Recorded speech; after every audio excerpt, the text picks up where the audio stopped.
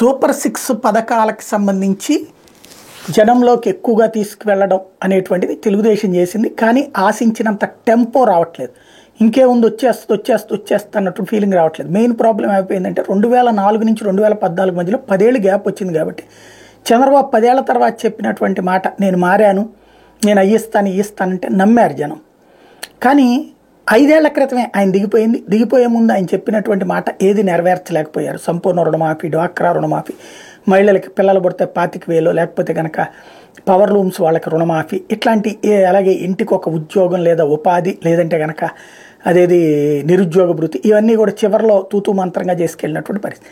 ఆ నెగిటివిటీ ఉంది. ఇప్పుడు అట్లాంటి దశలో బాబు మోడీ పేరుతో మధ్యతరగతిని, అట్లాగే సూపర్ 6 పేరుతో పేదల్ని, మరొక వైపున జగన్ మీద ద్వేషం పెంచడం అనేటువంటి మీడియా ఎసెన్స్తో కాపు సామాజిక వర్గాన్ని పవన్ కళ్యాణ్ ద్వారా, అట్లాగే బీసీలలో ఒక్కసారికి ఓటేయండి, మీ అభ్యున్నతి చూస్తాం అనేటువంటిది తీసుకెళ్లడం ద్వారా బీసీల మీదన ఆశ పెట్టుకున్నారు చంద్రబాబు. ఈ ఆశలు ఏ మేరకు నెరవేరుతాయో ఎన్నికలు అయ్యాక తేలుతుంది.